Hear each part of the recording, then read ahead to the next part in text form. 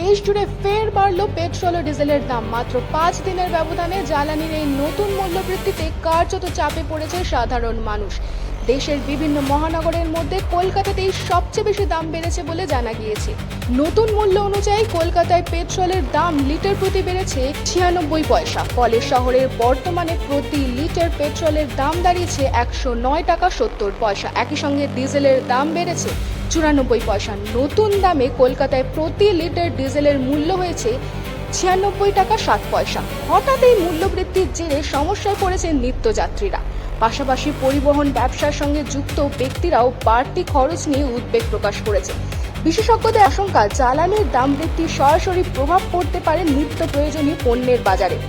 এদিন শহরের একাধিক পেট্রোল পাম্পে দেখা গিয়েছে সাধারণ মানুষের মধ্যে ক্ষোভ ও অসন্তোষের সুর। অনেকেই অভিযোগ করেন, বারবার জ্বালানির দাম বাড়ায় সংসার খরচ সামলানো ক্রমশ কঠিন হয়ে উঠেছে। এত কি বলো, সংসার চালানো ভালো পড়ে যাবে। এবারে গ্যাসের দাম বাড়ছে, পেট্রোলের দাম বাড়ছে, আরও নানান জিনিসের দাম বাড়ছে। আমরা করে খাবো কী করে?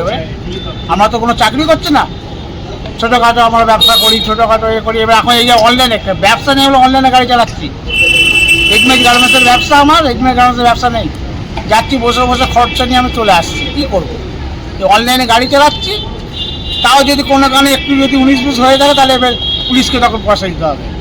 সবথেকে বড় কথা, পেট্রোলের দাম বাড়লে অন্যান্য জিনিসের দামগুলো বেড়ে যাবে, যেটার জন্য সাধারণ মানুষরা খুব হ্যাম্পার হবে। হ্যাঁ, তাই সেই গভর্নমেন্টকে চিন্তা করতে হবে। তবে যদি এটাও ঠিক যে আমাদের দেশে বহুদিন বাদে পেট্রোলের দাম বাড়লো, অন্য দেশে কিন্তু আরও দাম বেড়েছে। তাদেরও পার ক্যাপিটাল ইনকামের থেকে আমাদের ইনকামটা বেশি হলে আমরা এটা অ্যাফোর্ড করতে পারবো, কিন্তু আরও বাড়লে সাধারণ মানুষের কিন্তু মুশকিল হবে। Bureau report, Infopulse Bengal.